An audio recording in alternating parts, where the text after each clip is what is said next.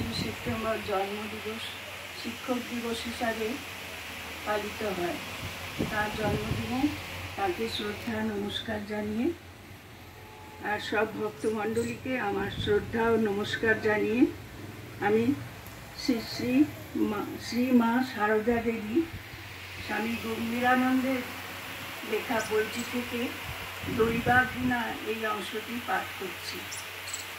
জননী শারদাং দেবী রামকৃষ্ণং জগৎগুরুং পাদপদ্মে ত্বয়শ্রী ত্বা প্রণমামি মুহুর্মুহুঃ। ষোড়শী পূজার প্রায় 1 বছর পরে 1280 সালে শ্রীমা দেশে আসেন এবং পর বৎসর বৈশাখ মাসে দক্ষিণেশ্বরে ফিরিয়া যান। এই কয় মাসের মধ্যে তাহার শ্বশুর গৃহে এবং পিত্রালয়ে 2টি মর্মান্তিক ঘটনা ঘটে। 1280 সালের 27শে অগ্রহায়ণ শ্রী শ্রী ঠাকুরের মধ্যমাগ্রজ শ্রীযুক্ত রামেশ্বর ইহধাম পরিত্যাগ করেন। এই বৎসরই কালীমামার উপনয়নের 4র্থ দিনে রামনবমী তিথিতে 14ই চৈত্র 26শে মার্চ 1874 শ্রীমায়ের রামগত প্রাণ পিতৃদেব শ্রীযুক্ত রামচন্দ্র ইহলোক ত্যাগ করিয়া যান। পিতৃস্নেহে লালিতা প্রথমা কন্যার বুকে সে ব্যথা কতখানি বাজিয়াছিল তাহা লিখিয়া বুঝাইবার নহে। সম্ভবত এই বেদনা হইতে মনকে মুক্ত করিবার জন্য শ্রীমা 1 মাস পরে দক্ষিণেশ্বরে চলিয়া যান। এই গমনের সহিত হয়তো বা পিতৃকুলের নিদারুণ দারিদ্র্যেরও একটা সম্পর্ক ছিল। পতির দেহত্যাগের পর শ্রীমতী শ্যামাসুন্দরী দেবী আপনাকে নৈরাশ্য পরিবেষ্টিত দেখিতে পাইলেন। গৃহে অর্থ নাই, পুত্রগণ সকলেই অপ্রাপ্ত বয়স্ক। রামচন্দ্রের দেহত্যাগে যাজন্ত্রিয়া লব্ধ আয়ের পথ রুদ্ধ।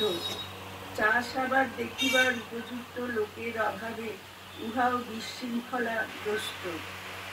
দেবর ঈশ্বরচন্দ্র কলকাতায় পৌরোহিত্যের দ্বারা কিঞ্চিৎ অর্থ সঞ্চয় করিলেও স্বীয় ব্যয় সংকুলানের পর জয়রামবাটিতে প্রেরণের জন্য কিছুই উদ্বৃত্ত থাকে না। এইরূপ সংকটে পড়িয়া শ্যামাসুন্দরী কায়ক্লেশে পরিবার পালনে প্রবৃত্ত হইলেন। গ্রামে বাণিজ্যে পরিবার তখনও সংগতিশালী ছিলেন। রামচন্দ্র গৃহিণী বাণিজ্যে বাটি হইতে ধান আনিয়া ঢেঁকিতে কুটিতেন। যে পরিমাণ ধান ভানিতেন তাহার 1/4 তিনি পারিশ্রমিক স্বরূপে পাইতেন।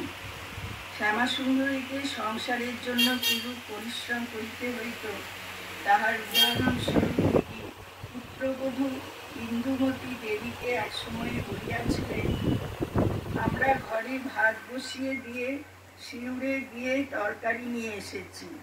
আর বলিয়াছিলেন, 16 পাকা 1 সারিতে 16টা উনুন জ্বলছে, তাতে রান্না করেছি, 1 হাঁড়ি ভাত আর 1 ধুচুনি চালের জন্য। এত করিয়াও তাহার পক্ষে পুত্রকন্যাদের অন্ন সংস্থান ও বিদ্যাভ্যাসের বন্দোবস্ত করা সম্ভব ছিল না।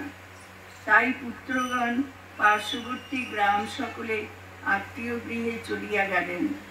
জ্যেষ্ঠ পুত্র প্রসন্ন যাইলেন জীবটায়, বরদা প্রসাদ আশ্রয় পাইলেন শিহরে শ্রী হরেরাম ভট্টাচার্যের দিকে এবং কনিষ্ঠ অভয় ওই গ্রামে মাতুল গৃহে থাকিয়া অধ্যয়ন করিতে লাগিলেন। শ্রীমাও হয়তো জননীর ক্লেশভার লাঘব ও প্রতিসেবার জন্য দক্ষিণেশ্বরে চলিলেন এবং তথায় উপস্থিত হইয়া শাশুড়ির সহিত অল্প পরিসর নহবতে আশ্রয় লইলেন। এতটাই থাক।